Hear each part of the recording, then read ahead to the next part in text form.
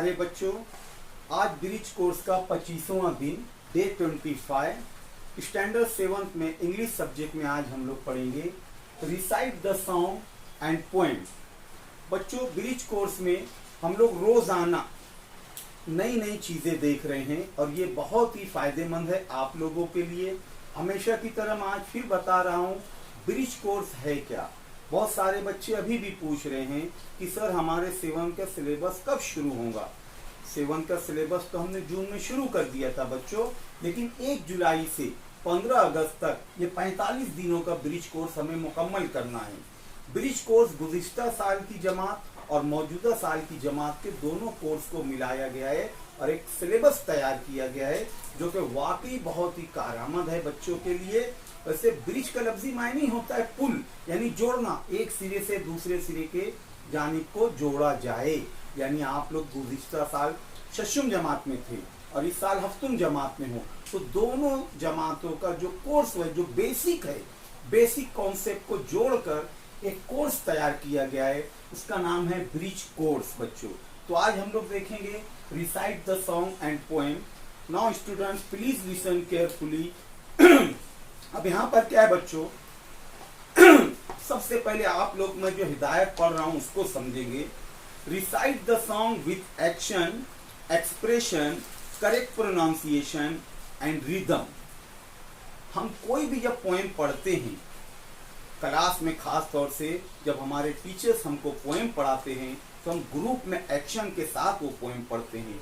पहले हमारे टीचर्स वो पोएम पढ़कर हमें सुनाते हैं, उसका एक्शन बताते हैं और उसमें सही एक्सप्रेशन क्या है और नए नए जो न्यू वर्ड्स हैं उसके प्रोनाउंसिएशन यानी पढ़ने का सही तरीका क्या है, उसकी रिदम क्या है और उसमें आइडियोमेटिक फ्रेज यानी मुरक्कब अल्फाज, जो जोड़ अल्फाज आते हैं उसको किस तरह से अदा करना है। और पोएम में राइमिंग पेयर्स भी बहुत होती है, राइमिंग वर्ड्स होते हैं, उसको पोएम में किस तरह से अदा करना है। तो आप लोगों को 6ठी क्लास की एक पोएम थी टाइम, याद होगा बच्चों आप लोगों को। मैं आप लोगों को वो स्क्रीन शेयर करूंगा, आप लोगों को वो पोएम याद आएंगी कि लास्ट ईयर ये पोएम हम लोगों ने पढ़ा था। आप लोगों को मैं यहाँ स्क्रीन शेयर कर रहा हूँ, आप लोग गौर से उसको देखेंगे बच्चों, ठीक है।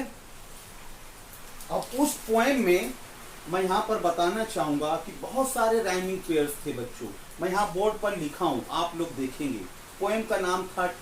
अब उस पोएम में मैं यहाँ पर बताना चाहूंगा कि बहुत सारे राइमिंग पेयर्स थे बच्चों। मैं यहाँ बोर्ड पर लिखा हूँ, आप लोग देखेंगे। पोएम का नाम था टाइम, उसमें राइमिंग पेयर थी मिनट, इनेट, hour, shower, day, play, week, speak, month, रंथ। अब यहाँ देखेंगे मंथ और रंथ। रंथ एक वर्ड है यानी दौड़ना। अब उसको पोएम में राइमिंग में बिठाने के लिए मंथ को रंथ लिखा गया है। Ear, clear, age, sage. Sage का मतलब यानी दानिशमंद, अक्लमंद, समझने वाला। Time, rhyme. ये इतने राइमिंग पेयर्स है उसमें बच्चों। और कुछ वर्ड्स वहां पर ऐसे हैं जो वावेल साउंड रखते हैं। तो मैं यहाँ पर ये भी बता देता हूँ, AEIOU हम लोगों ने पढ़ा है, ये 5 स्पेलिंग जो है ये वावेल्स हैं।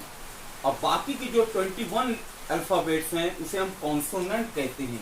क्या कहते हैं? कॉन्सोनेंट। अब बहुत सारे बच्चे ये समझते हैं वावेल्स में कि जो वर्ड की पहली स्पेलिंग इन 5 में से है तो उससे पहले तो ऐन लगाना है, ठीक है। लेकिन कुछ वर्ड्स ऐसे होते हैं बच्चों जिनकी पहली स्पेलिंग इन 5 स्पेलिंग में से नहीं है, लेकिन उससे पहले भी ऐन लगता है। तो बहुत सारे बच्चे मुझे गुज़िश्ता साल पूछे थे और मुझे अच्छा लगा था उनका पूछना। एक वर्ड था इसमें, मैंने पढ़ाया था ऑनेस्ट, उससे पहले मैंने लिखा था एन ऑनेस्ट। तो एक बच्चे ने पूछा था, सर पहली स्पेलिंग तो एच है और एच वावेल में नहीं है, फिर आपने वहां एन क्यों लगाया? Very good question. वो बच्चे को मैं बहुत शाबाशी दिया था। अब सुनो बच्चों, यहाँ पर एन क्यों है? क्योंकि इसकी पहली स्पेलिंग एच तो है, लेकिन उसका साउंड देखो, ए का, ओ का आता है, ऑनेस्ट कहते हैं हम लोग। तो बच्चों ये गौर से सुनो, आवाज देखो, वावेल साउंड, उसकी साउंड देखो। अगर साउंड वावेल है तो उससे पहले एन लिखेंगे हम। ऑनेस्ट कहते हैं, ऑनेस्ट, आवर, एन आवर। अब मैं यहाँ पर लिखूंगा आवर, घंटा, HOUR, आवर, एन आवर लिखते हैं हम लोग। यहाँ पर भी हम लोग एन लिख रहे हैं, इसकी भी पहली स्पेलिंग एच है, लेकिन जो आवाज है बच्चों वो वावेल साउंड है। एन आवर, आवर, ओ की आवाज आती है ना, AEIOU, ये वावेल्स है, ये अच्छी से याद रखो बच्चों। समझ में आया? तो आवर, ओ की आवाज आती है ना, AEIOU, ये वावेल्स है, ये अच्छी से याद रखो बच्चों। समझ में आया? तो आज जो था recite the song and poem, तो मैं आप लोगों के सामने उस पोएम को मैं पढ़ूंगा, आप तमाम बच्चे उसे बहुत ध्यान और तवज्जो से सुनना। वो पोएम क्या थी, मैं उसका स्क्रीनशॉट और उसका इमेज भी आप लोगों को ग्रुप पर सेंड करूंगा। जो बच्चे क्लास में अभी नहीं हैं तो वो उस इमेज को देखकर उस पोएम को अच्छी से पढ़ेंगे और सही प्रोनाउंसिएशन के साथ पढ़ेंगे। मैं उसका एक वीडियो क्लिप भी आप लोगों को सेंड कर दूंगा बच्चों।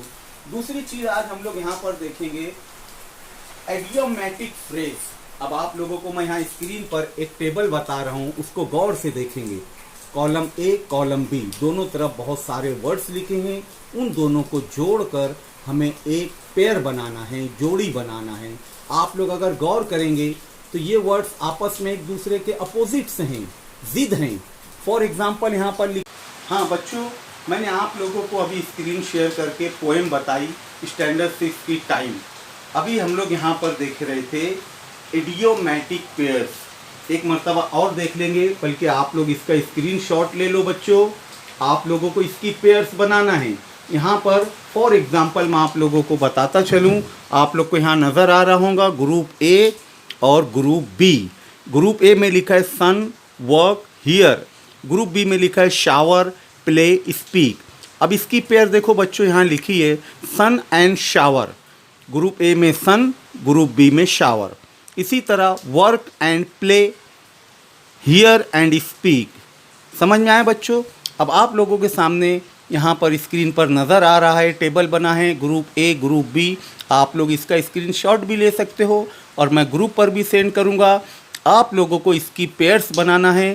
These pairs are called idiomatic phrase, जिसको हम उर्दू में पढ़ते हैं ना, मुरक्कब अल्फाज।